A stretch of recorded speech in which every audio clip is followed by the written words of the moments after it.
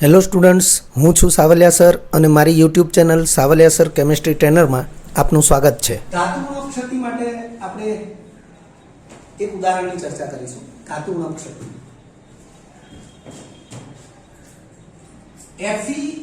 FeXO ધાતુના ક્ષતિ, બરાબર. FeXO માં Fe2+ અને Fe3+ આયનો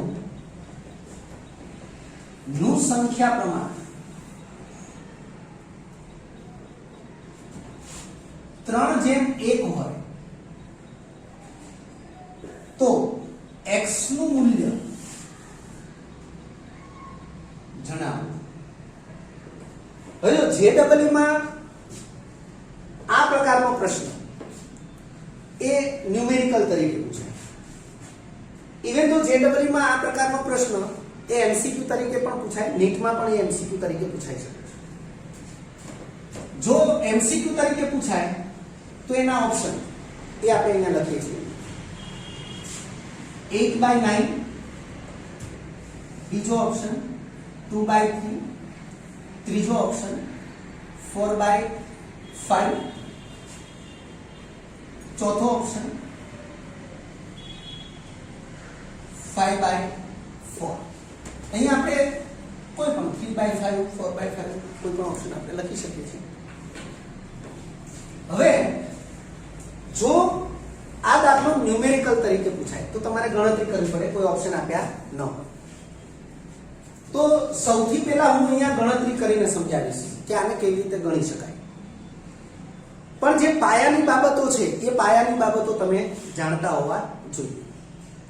પાયાની બાબતો આપણે TTL લેક્ચરમાં આપેલી છે કે ધાતુ ઉણપ ક્ષતિ હોય. હું અહીંયા પાયાની બાબતો તમને સમજાવી દઉં છું, બરોબર. ઇરેઝ થઈ જશે, ખાલી એને રિપીટ કરીએ છીએ. બાકી તો તમારે TTL લેક્ચર તમે જોઈ લો, બરોબર છે. એટલે પાયાની બાબતો આપણે કમ્પ્લીટલી બધી ઓન પેપર લખાવેલી છે, સમજાવેલી છે. જેમ કે પાયાની બાબતમાં આપણે આવું જાણીએ છીએ કે જો ક્ષતિ ન હોય, ધાતુ ઉણપ ક્ષતિ ન હોય તો FeO હોય. એટલે આની અંદર Fe+2 નો એક આયન, O-2 નો એક આયન, આવી રીતે. આ જ વસ્તુને આપણે બીજી રીતે વિચારીએ તો Fe ના 100 અને O ના પણ 100, એટલે O-2 100, Fe2+ પણ 100, આવી રીતે. જો વીજ તટસ્થતાને વિચારવામાં આવે તો 100 વખત +2 લેવાના, વાત સાચી ને? અને વત્તા 100 વખત -2 લેવાના. તો આ થશે +200, આ -200. કુલ વીજભાર કેટલો આવ્યો? 0, 0. અર્થ કે આ વીજ તટસ્થ છે. થાય. હવે ધાતુ ઉણપ ક્ષતિ થાય કઈ? ધાતુ ઉણપ ક્ષતિ થાય તો FeO, O એકનો એક જ રહેશે, પણ Fe છે એ 0.93 થયા, 0.95, 0.96. તમે પાઠ્યપુસ્તકની અંદર જોશો તો આવા અલગ અલગ પ્રકારના ધાતુ ઉણપ ક્ષતિના ઉદાહરણ આપ્યા છે. ધારો કે 0.95 O આવી રીતે છે. O એકનો એક જ રહેશે, પણ ધાતુ ઉણપ એટલે ધાતુ ઓછી થઈ, એટલે આપણે આ પ્રકારે એને લખીશું. તો આનો અર્થ શું થશે? આનો અર્થ એવો થશે Fe 95 છે અને O 100 છે. એટલે કે O તો 100 ના 100 જ રહ્યા, પણ Fe છે એ 95 થયા. તો હવે પ્રશ્ન એ થાય કે વીજ તટસ્થતા જળવાશે કે નહીં? તો એનો જવાબ છે આપણે લખાવેલું છે, અથવા તો આપણે એવું દરેક લેક્ચરમાં કીધેલું છે, જ્યાં જ્યાં પણ ક્ષતિના લેક્ચરો છે, કે કોઈ પણ પ્રકારની ક્ષતિ હોય, કોઈ પણ પ્રકારની ક્ષતિ હોય, પણ વીજ તટસ્થતા તો જળવાય જ છે. વાત સાચી છે, બરોબર. તો અહીંયા પણ ધાતુ ઉણપ ક્ષતિ થશે તો વીજ તટસ્થતા તો જળવાશે. તો એના સંદર્ભમાં આપણે એવું એક વિધાન લખેલું છે, યાદ રાખો કરીને. આ જ વિધાન પંચલાઈન છે, ખૂબ અગત્યનું વિધાન છે. આ છે કે જેટલા Fe ઓછા થાય, ધાતુ ઉણપ ક્ષતિથી ધાતુ ઓછી થાય ને, તો જેટલા Fe ઓછા થાય તેનાથી બમણી સંખ્યાના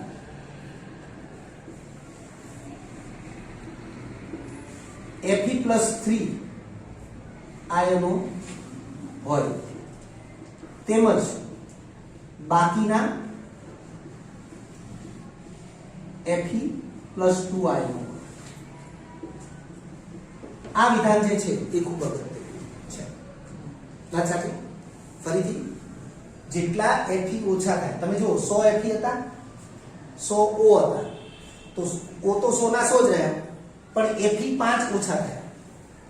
તો જેટલા Fe ઓછા થાય તેનાથી બમણી સંખ્યાના Fe+3 આયનો હોય તેમજ બાકીના Fe+2 આયનો હોય. તો આપણે જે આ જે છે એને ફરીથી લઈએ. અહીં Fe 95 O 100, તો 5 Fe ઓછા થયા.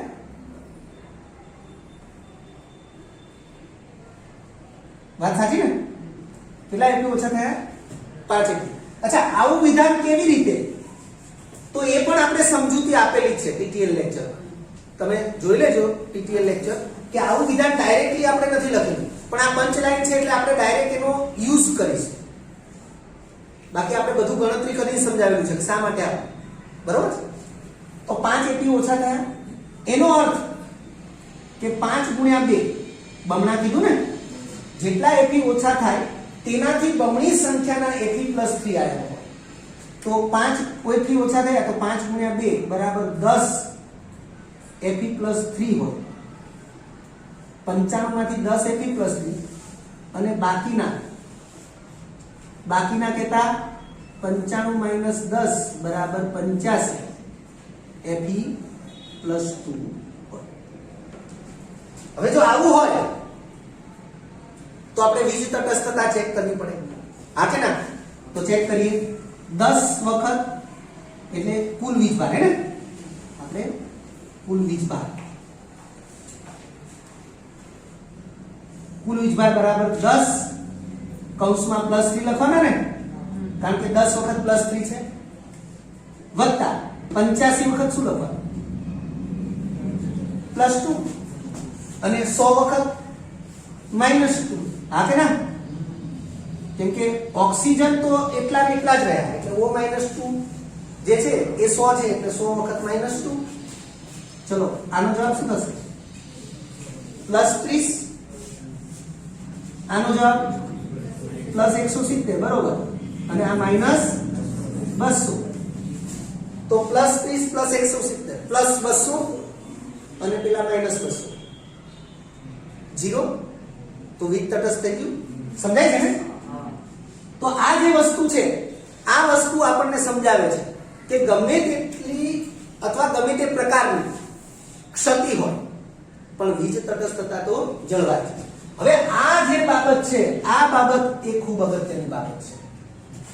આ બાબત ગણતરી સાથે આપણે TTL લેક્ચરમાં સમજાવી છે. અત્યારે મેં ફરીથી રિમાઇન્ડ કરાવી, અને એ શા માટે? તો આ દાખલો ગણવા માટે ઉપયોગમાં લેવાની છે. પડી ખબર? ઓકે, શરૂ કરીએ છીએ દાખલો. આને આપણે રાખીએ છીએ, હમણાં ઇરેઝ કરીશું આપણે. બરાબર? તો જો ધારો કે કોઈ સંખ્યા y માટે, આપણે એક y ધારીએ છીએ. શેના માટે ધારીએ છીએ એ જોઈએ. ધારો કે કોઈ સંખ્યા y માટે Fe2+ જેમ Fe3+, અહીં લખ્યું છે ને Fe2+ અને Fe+3 આયનોનું સંખ્યા પ્રમાણ = 3:1 હોય, તો Fe2+ આયનોની સંખ્યા = 3y. આ તો પ્રમાણ છે અને આ સંખ્યાને આપણે ધારી છે, એટલે 3 ગુણ્યા y એ Fe+2 આયનની સંખ્યા, તેમજ Fe3+ આયનોની સંખ્યા = 1 ગુણ્યા y, એટલે ફક્ત y લખી શકાય. હું બોલું સમજાય છે? અને આ ટોટલ સંખ્યા, જેમ કે આ 10 સંખ્યા Fe+3 ની છે અને 85 સંખ્યા Fe+2 ની છે, તો એ બંનેનો સરવાળો કરું ત્યારે 95 થશે. હા કે ના? તો એ 95 એટલે વાસ્તવમાં 0.95. હા કે ના? એટલે વાસ્તવમાં અહીંયા જે x આપ્યું છે એ જ થશે. આથી 3y + y is equal to x થશે. વાત સાચી? આ સમજાય છે ને? એટલે કે 4y is equal to x. આને પરિણામ નંબર 1 આપો. રેડી? હવે આ વીજભાર વાળો કે ભલે ધાતુનો ક્ષતિ થઈ પણ જેટલો ધન વીજભાર હશે એટલો જ ઋણ વીજભાર છે. વાત સાચી? આ શું કહે છે કે વીજ તટસ્થતા તો જળવાય જ, એટલે આપણે એને દિમાગમાં લાવવાનું. ત્યાંથી આપણને નવી આઈડિયા આવે. શું કે ભલે ધાતુનો ક્ષતિ થઈ પણ ધન આયનોને લીધે જેટલો ધન વીજભાર એટલો જ ઋણ વીજભાર. તો આપણે હવે એને ધ્યાનમાં રાખીશું. અહીં વીજ તટસ્થતા જળવાય જ છે, તેથી ધન વીજભાર કુલ ધન વીજભાર બરાબર કુલ ઋણ વીજભાર થશે. કુલ ધન વીજભાર બરાબર કુલ ઋણ વીજભાર થશે ને? ઓકે, કુલ ધન વીજભાર આપણે ગણવાનો છે. તો કુલ ધન વીજભાર કેવી રીતે ગણ્યું? Fe+3 ની જેટલી સંખ્યા છે એને ગુણ્યા +3 કર્યું. એવી રીતે Fe+2 ની જેટલી સંખ્યા છે એને ગુણ્યા +2 કર્યું. તો આપણે અહીંયા પણ એ જ કરવાનું છે. ચલો, Fe+2 ની સંખ્યા કેટલી છે? 3y. તો 3y કૌંસમાં +2. વાત સાચી? વત્તા Fe+3 ની સંખ્યા કેટલી છે? કૌંસમાં +3 બરાબર કુલ વીજભાર. તો ઓક્સિજન એક જ છે ને, અને એનો વીજભાર -2. પણ આપણે ઋણ શબ્દ તો અહીંયા લખ્યો છે એટલે ખાલી 2 જ લખવાનું કે -2 લખવાનું. આપણે ધન વીજભાર ઋણ વીજભાર એમ બરાબર છે. પછી એને આ બાજુ લાવો ત્યારે એ માઈનસ થાય અને પછી ટોટલ 0 થાય. વાત સાચી ને? એટલે મારે અહીંયા તો 2 જ લખવાનું છે કે -2 લખવાનું? 2 લખવાનું. રેડી? ઓકે, ચલો આગળ વધીએ. શું થશે? 6y plus 3y is equal to 2. 9y is equal to 2. So that y is equal to 2/9. આ y છે એને પરિણામ 1 માં એપ્લાય કરો. હે ને? હવે આની જરૂર નથી. આપણે અહીંયાથી જે કોન્સેપ્ટ સમજ્યા આ યાદ રાખવાનો છે. હું ઇરેઝ કરું તમારા માઇન્ડમાંથી ઇરેઝ થઈ જાય એવું નહીં થવું. કારણ કે આ આપણે જાણીએ છીએ તો આપણને આ આઈડિયા આવે છે ન્યુમેરિકલ ગણવા માટે. ત્યાં તમને ઓપ્શન નહીં આપતા. સમજાય છે ને? બરાબર? તો આને આપણે કરીએ છીએ ઇરેઝ.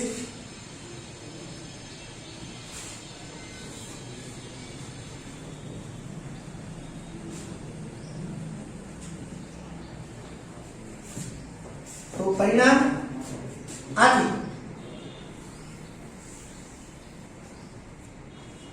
પરિણામ એક મુજબ ભાઈ આપણે y ના સ્થાને શું લખીશું? 4 કૌંસમાં 2/9 is equal to x. માટે x બરાબર 8/9. તો તમે જોઈ શકો છો આ પહેલો ઓપ્શન આપણો જવાબ હશે. હા કે ના? હવે હું જે સમજાવું છું આ 8/9 જે છે એ 8/9 એનું મૂલ્ય એ 0.8888 એવું થશે. તો આને હું 0.89 લઈશ. સિમ્પલ. આવું શા માટે? કે કદાચ ઓપ્શન આવા નહીં અને આની માટે આવા દશાંશ ચિહ્ન વાળા મૂલ્યો વાળા પણ ઓપ્શન આપી શકે. પડી ખબર? હવે આપણે આ જે ગણતરી કરીને જવાબ લાવ્યા ઓપ્શન પસંદ કરી મેં તમને સમજાવ્યું. પરીક્ષાની અંદર લિમિટેડ ટાઈમમાં આપણે સાચું જ વિચારવા જોઈએ, ઝડપથી વિચારવા જોઈએ. તો એના માટે તમે જોજો કે ક્યારેક હું લેક્ચરની અંદર વિકલ્પ નિવારણની રીત એનો હું ઉલ્લેખ કરતો હોઉં છું. હા કે ના? તો તમે MCQ માં પ્રેક્ટિસ કરશો ને તો એ તમને યુટિલાઇઝ કરતા ફાવશે. સમજાય છે ને? તમે ઢગલો MCQ સોલ્વ કરો ત્યારે તમને કેલ્ક્યુલેટર વગર ગણતરી કરતા ફાવે. ત્યારે તમને આ પ્રકારની પદ્ધતિ વિકલ્પ નિવારણની રીત એ પ્રકારની પદ્ધતિ જે છે બરોબર એ પદ્ધતિને અનુરૂપ એ એમસીક્યુ સોલ્વ કરતા ફાવે. હવે પરીક્ષામાં ધારો કે નીટની અંદર આ પ્રશ્ન પૂછાયો તો 1 મિનિટમાં સોલ્વ કરી દેવો પડે, હે ને? તો 1 મિનિટમાં આટલી ભેજામાં ગણતરી તો આવવી જોઈએ અને પછી પાછું ગણાવવું જોઈએ, ત્યાં તો સમય પૂરો થઈ જાય. હવે એક એમસીક્યુમાં વધારાનો સમય જાય તો બીજા એમસીક્યુમાં પ્રોબ્લેમ થાય. તો આપણે વિકલ્પ નિવારણ લીધું, એમસીક્યુ સોલ્યુશન, વિકલ્પ નિવારણ. આવું તો હું ટાઇટલ લખું છું, બાકી ટાઇટલ લખવાની જરૂર નથી. તમે 4 વિકલ્પને જુઓ. હવે ધાતુ ઉણપ ક્ષતિ હોય એટલે x નું મૂલ્ય x હંમેશા લેસ ધેન 1 જ હોય. વાત સાચી છે? હમણાં આપણે કીધું ને કે FeO હોય અને ધાતુ ઉણપ થાય તો Fe 0.93 O, Fe 0.95 O, Fe 0.96 O, આવી રીતે થાય. એનો મતલબ આ જે x ના મૂલ્યો આપણે વિચારીએ ધારો કે તો એ 1 કરતા તો ઓછા જ હોય. તો હવે અહીંયા ગુણોત્તરને ધ્યાનથી જુઓ. અંશ નાનો અને છેદ મોટો તો જ આવું શક્ય છે, હા કે ના? કોઈ પણ ગુણોત્તરનું મૂલ્ય 1 કરતા ઓછું ક્યારે આવે? અંશ સાપેક્ષમાં નાનો હોય અને છેદ એ સાપેક્ષમાં મોટો હોય. તો મેથેમેટિકલી આ બેઝિક નોલેજ છે. એ બાયોલોજી વાળા હોય તો એ ખબર પડવી જોઈએ. પછી એટલો એક બેઝિક જો અંદાજો ના આવતો હોય તો પછી આ વિકલ્પ નિવારણની રીત છે ને એ તમને લાગુ નથી પડતી. એટલો તો બેઝિક કોન્સેપ્ટ હોવો જોઈએ. તો તમે જોઈ શકો છો આ બધા જે છે એમાં અંશ નાનો છે, છેદ મોટો છે. પણ વિકલ્પ ડી છે એમાં ચેક કરો શું થાય છે, હે ને? શક્ય કમ્પ્લીટ દરેકને સમજાય છે, બરાબર? એટલે આથી વિકલ્પ ડી શક્ય નથી. વિકલ્પ ડી શક્ય નથી. હવે વિકલ્પ બી વિકલ્પ સી માટે વિચાર 3/5 તો એનો જવાબ શું આવશે? 0.6. આપણે 0.60 લીધું. હવે જો Fe 0.60 હોય તો એનો મતલબ 40 Fe ઓછા થયા. તો 40 ના ડબલ 80 Fe + 3 હોય. ટોટલ 80 નથી. હું બોલું એ સમજાય? ભેજામાં આવે છે. આપણે જે બતાવ્યું કે આનો અર્થ એવો નહીં Fe 60 O 100, હે ને? તો 40 Fe ઓછા થયા.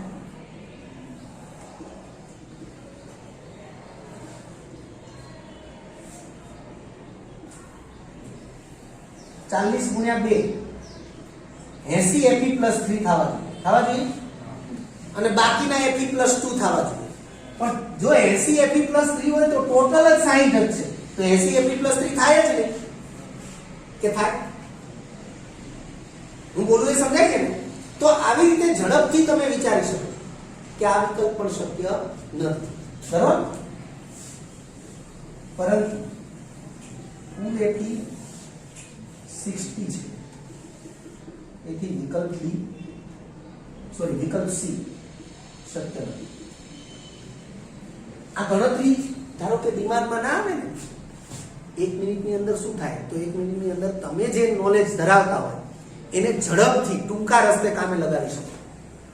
એટલે આ જે બધી વસ્તુઓ છે એ પાયાની વસ્તુઓ છે. એના આધારે આપણે વિકલ્પને નિવારી રહ્યા છે કે વિકલ્પ ડી શક્ય નથી, વિકલ્પ સી શક્ય નથી. હવે વિકલ્પ બી માં આવી જઈએ. વિકલ્પ બી શું છે? 2/3. 2/3 નો મતલબ થાય 0.6666, હે ને? તો 0.67,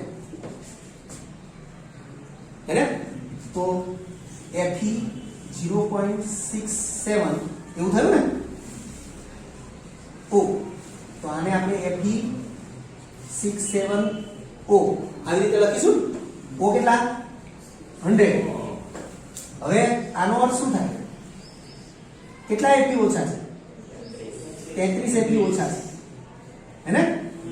તો 33 ના ડબલ 66 એપી પ્લસ 3 થશે ને? તો 66 બાદ કરો 67 માંથી, એક એપી પ્લસ 2 થશે હે ને? આટલા એપી પ્લસ 3 થશે અને આટલા એપી પ્લસ 2 થશે. તો હવે એને અનુલક્ષીને આપણે વિચારીએ, આથી Fe3 પ્લસ Fe2 પ્લસ જેમ Fe પ્લસ 3 બરાબર 1/66. આવું થયું ને? Fe પ્લસ 2 એક જ છે અને Fe પ્લસ 3 66 છે, તો 1/66 થયું ને? પણ આપણી પાસે શું છે? 3/1 is not equal to 3/1. આથી વિકલ્પ બી પણ શક્ય નથી. હવે જો વિકલ્પ ડી નિવારી દીધો, વિકલ્પ સી નિવારી દીધો, વિકલ્પ બી એ પણ નિવારી દીધો, તો વધ્યો એક કરી પડી ખબર દરેકને. અને એમ છતાંય આપણે ચેક કરી લઈએ વિકલ્પ એ માટે 8/9 હે ને ઇઝ ઇક્વલ ટુ 0.888 અનંત, તો નિયરલી 0.89 એપ્લાય કરીએ. Fe 0.89 O, તો Fe 89 O 100 કેટલા Fe ઓછા છે? 11 Fe ઓછા છે, રાઈટ? 11 Fe ઓછા છે તો બે ભાગ પાડીએ, 11 ગુણ્યા 2 એટલે 22 Fe3 પ્લસ અને 89 એમાંથી 22 બાદ કરીએ તો 67 Fe2 પ્લસ. હવે હે ને? તો Fe2 પ્લસ જેમ Fe3 પ્લસ બરાબર શું થશે? 67 જેમ 22. આને નિયરલી 66 જેમ 22 લખી શકાય? આ 67 ને બદલે મેં 66 લખ્યા. મોટો ડિફરન્સ નહીં. તો આ જે છે એ તો 3/1 થઈ ગયું, હા કે ના? એટલે આ રીતે પણ તમે વિચારી શકો. આ રીતે ગણી ન શકો થોડી વાત, પણ ન્યુમેરિકલમાં જો આવ્યું બરોબર તો તમારે જવાબ શું લાવવો પડે? તો તમારે જવાબ આ લાવવો મીન્સ કે તમારે એ પસંદ કરવું પડે. અને ન્યુમેરિકલ JEE ની અંદર ન્યુમેરિકલ આવશે તો એની OMR શીટ પણ આવશે હે ને? કે પોઈન્ટ પેલા ના જે સર્કલ છે, પોઈન્ટ પછીના સર્કલ છે, એમાં 0 થી 9 ના અંક હશે, એની સામે તમારે મૂકવાનું રહેશે. તો બંને રીતે આપણે એને ફેસ કરી શકીએ છીએ. એટલે ખાસ તમારા દિમાગને તમારી જે આવડત છે બરોબર છે એ કઈ રીતે લાગુ પાડી શકાય એ પ્રમાણે ટ્રેન કરવું જરૂરી છે. ખ્યાલ આવી ગયો? લખી લો. વિદ્યાર્થી મિત્રો, જો તમને આ વિડીયો લેક્ચર ગમ્યો હોય તો લાઇક આપજો, શેર કરજો અને સબસ્ક્રાઈબ પણ કરજો. અગાઉના લેક્ચરનું રિવિઝન અને પાઠ્યપુસ્તકનું વાંચન કરતા રહેજો. આ લેક્ચર અંગે કોઈ પણ ડિફિકલ્ટી હોય તો મને વોટ્સઅપ કરી શકાય. આભાર. ફરી મળીશું નવા વિડીયો લેક્ચરમાં.